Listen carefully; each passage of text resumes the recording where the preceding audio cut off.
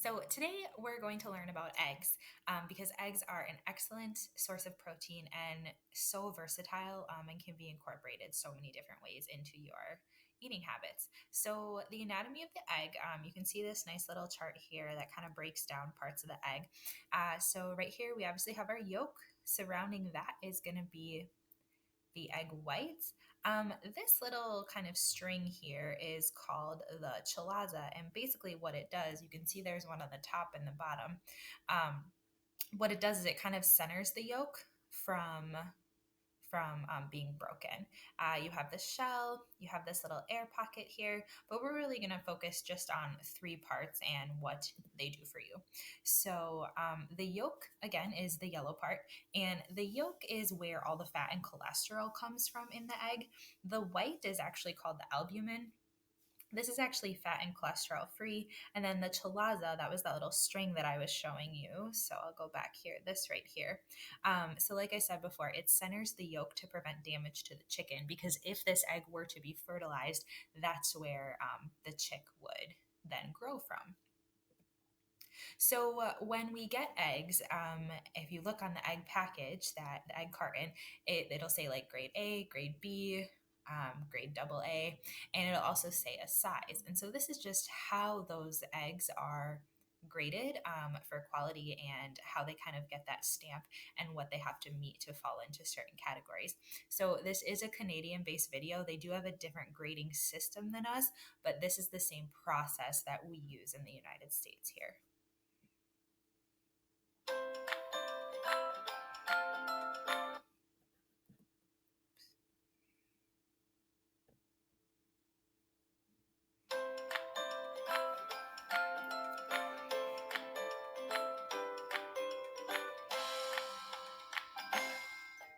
Once the eggs are collected, they're stored in a cool place until they are ready to be graded. At the grading station, eggs are washed in a sanitizing solution and gently scrubbed, rinsed, and dried to make sure the shell is free of dirt and bacteria. The next step is candling. This is where the shell and inside of the egg is examined. A bright light is shined through the eggs in a dark room. This helps the candler determine if the egg meets grade A, grade B, or grade C standards. What is the candler looking for? There are three main things that determine grade A quality of an egg: the condition of the shell, the position of the yolk, and the size of the air cell inside the shell. If the shell has no cracks, the yolk is centered, and the air cell is very small, it meets Canada grade A standards. These are the eggs you buy at the store. Next, grade A eggs are weighed and sorted so that they can be packaged accordingly: peewee, small, medium, large, extra large, or jumbo. Eggs are graded by weight, not size. Sometimes when you look at all the eggs in an egg carton, you may find that they are not exactly the same size, but in fact, they all fall into a very specific weight. Okay, so let's just kind of recap here. So in the United States, we actually have a grade double A. And so you can see kind of the depiction there. This is the highest standard of egg. And so the white is really firm, it really builds up the yolk stands tall. So this is the highest quality of egg.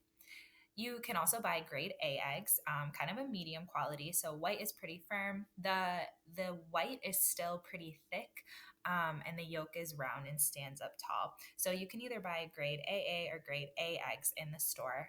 But after a while, if eggs aren't used, they deteriorate in their quality, and that's where you might see a grade B egg. So this white right here, very, very watery. The yolk looks kind of like deflated. So you cannot buy these in the store. But this is, again, if you have eggs in your fridge for a really, really, really long time. I know this has happened to me where I've cracked them and just the white just spreads super, super, just spreads out a lot instead of kind of staying in its compact little egg shape when I typically crack the egg. So the grading system is the quality of the egg, and then you have the size, and that's actually based on weight, as you heard the video say. So you'll not only see the grade of the egg on your egg carton, but you'll also see the size. So extra large, large, medium, small, and then we have peewee eggs as well. There might be different colors of an egg, and so all that is it's just the breed of the chicken that it's coming from. So the color of the shell and the size of the egg do not affect the quality at all. That's what the grading system is for, where you saw the candle the candler where the light was coming from behind the egg. That's allowing them to see on the inside of the egg and determine the quality from there. So, egg nutrition. Well, we are talking about eggs because they're a really good source of protein. So, in one egg, this is what you're getting: 75 calories, 6 grams of protein, 5 grams of fat, 1.6 grams of saturated fat, which is the not good fat for you. There's also iron and then some vitamins and minerals in there.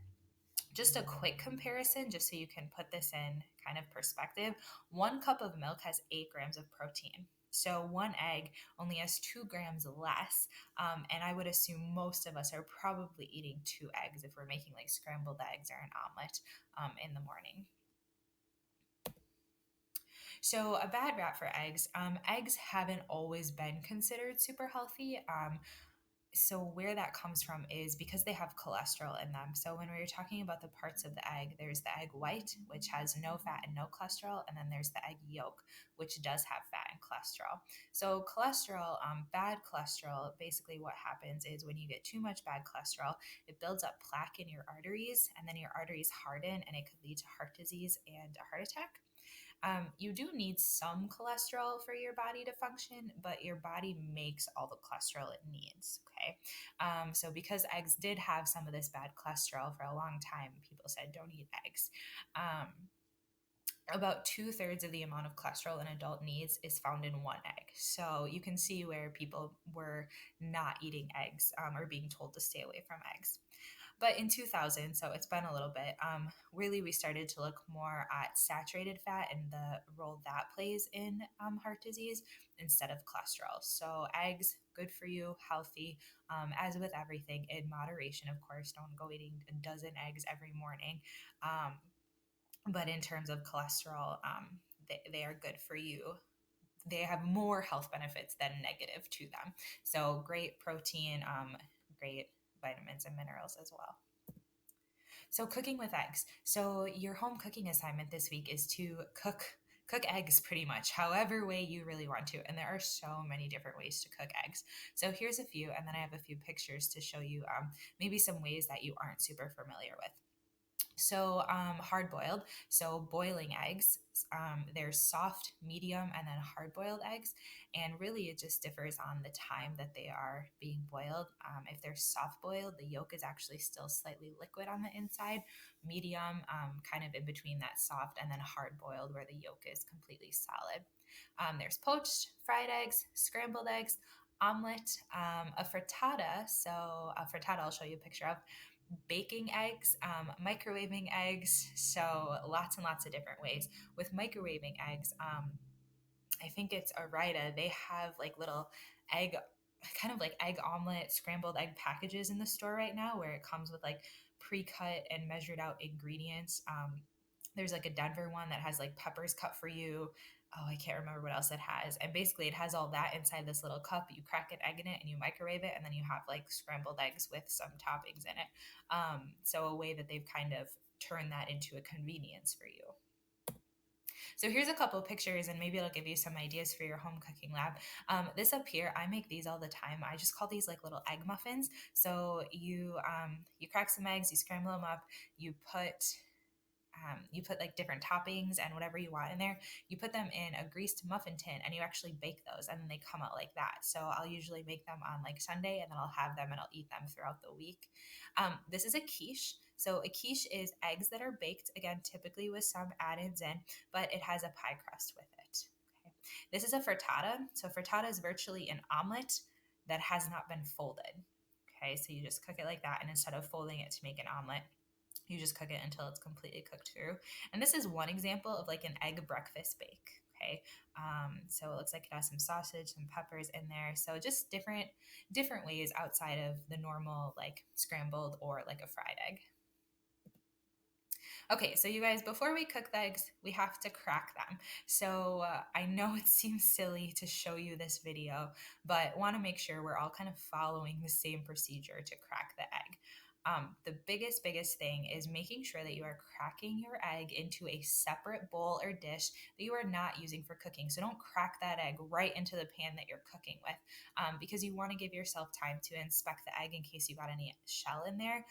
In case it's a bad egg, and I've seen eggs where they have blood in them. So you don't want to put that right in your dish you're cooking with. So if you're not sure how to crack an egg, here we go.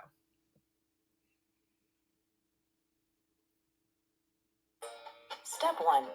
Wash your hands and hold the egg in your favored hand between your middle finger and thumb, resting your first finger along the egg side. Step 2. With one swift, decisive motion, wrap the egg on a flat surface or the edge of the bowl or skillet to make a clean horizontal crack in the side of the egg. Tapping softly several times causes the eggshell to break into smaller pieces, which means shell might end up in your meal. Step 3. Use both of your thumbs to separate the shell on either side of the crack by pulling up and away at the crack. Step 4. Let the contents of the egg fall into the bowl. Step 5. Remove pieces of shell from the egg if necessary. Did you know egg whites are low in saturated fat and cholesterol and high in protein? Okay, so again, just basic how to crack your egg. If you want to get fancy, there are tons of people out there who can crack an egg with one hand, but you can look that up and give that a try if you want.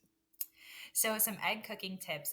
If you want to reduce your fat and cholesterol intake, you could do like an egg white. You could just use the egg white. So, by separating the egg white and the egg yolk and then only using those whites. When I make scrambled eggs or even omelets, I like to add a little bit of milk into the eggs, and that adds a creamier egg. But if you want a fluffier egg, you can add some water. Really important whenever you are cooking eggs on the stovetop, keeping the heat about medium to medium low, and I'll explain that in just a bit. So here is just a basic omelet and scrambled eggs recipe. So you can see the omelet scrambled. It's literally the same thing. It's just how you cook them that is a little different. So I typically use just a little bit of butter, some eggs. I put some milk, water. I didn't have milk the other day, so I just used heavy whipping cream. Turned out great. Cheese, and then you can do any add-ins: peppers, mushrooms, onions, maybe like ham cubes that you want. Okay, so cooking eggs on the stove top. So I talked about how you want your heat to be medium or about medium to low. If you cook your eggs on too high of a temperature, your eggs will cook too fast and they become very tough, rubbery, and they get this like filmy texture on them. So low and slow is better for eggs when they're cooked on the stove top. So it does mean you have to have a little bit of patience, okay? So I'm gonna have this Jamie Oliver, who's a famous chef, kind of walk through how to make an omelet, because I think that's one of the more trickier things to do. It's not hard by any means, but it takes a little bit of practice to know really what you're looking for. I'm actually going to annotate the whole video for you guys, and I'll tell you like, oh, instead of this, here's where you could make them into scrambled eggs. So here we go. So in your pan, he puts a little bit of olive oil. I typically just do butter, and mine is on. And then again, your pan should be on about medium, low. So it might take a little bit for the butter to melt all the way, but you can use olive oil as well. And then you see how he just kind of make sure to turn the pan, get the pan nice and coated. Okay, we don't want the egg to stick to the bottom of the pan, otherwise it's going to be really hard to flip the omelet. So we want to make sure that's melting. Typically, while that's melting, I am cracking my eggs and whisking my eggs up, putting my milk, maybe my salt and my pepper, while the butter's being melted. So while that's melted, you can see you just go ahead and put the eggs in there. Now he's going to stir his up just for a little bit, and you can see there, if you kind of have a gap, you just tilt that pan, and this takes a little bit here. Now, if you were making scrambled eggs, you would just continually stir this until your eggs were cooked all the way through. But he is doing an omelet, so he's just going to let that sit now.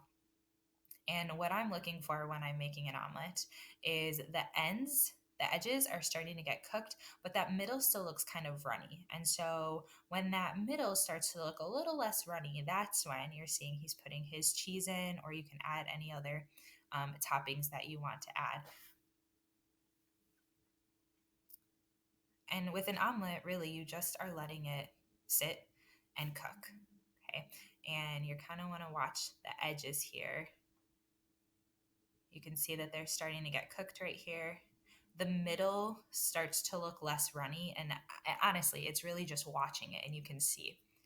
Now, when you think your eggs are pretty well cooked, okay, so like he's taking his turner there. I usually use I use a turner as well, and you just kind of have to press down on the sides of the omelet. And what you're looking for is that they aren't sticking anymore. And this is also a really good tip: is when your egg is cooked, it's going to release from the pan, and you should be able to shake it and the whole omelet should move along with it. Okay. When that happens, so when your edges are cooked and when your whole omelet can be shaken like that, then you want to go ahead and just put your turner under that about halfway through and flip the omelet. Okay. So that's really how you make an omelet. It's pretty simple, but low and slow. And I would rather I would rather it take a long time to make for you than you have like a tough rubbery omelet because you cooked it too fast. So again, here is just that omelet or scrambled eggs, typically what I use. And if we were in person in school, that is what I would guide you guys to use as well. So I just wanted to share that with you in case you did want to try an omelet or scrambled eggs for your home cooking recipe. Tomorrow, you guys are going to be watching a video that shows you literally like 30 different ways to cook an egg because again, they're so versatile and so great. So that's what I have for you today. You don't have to do a check-in or anything. I just expected you guys to watch this video.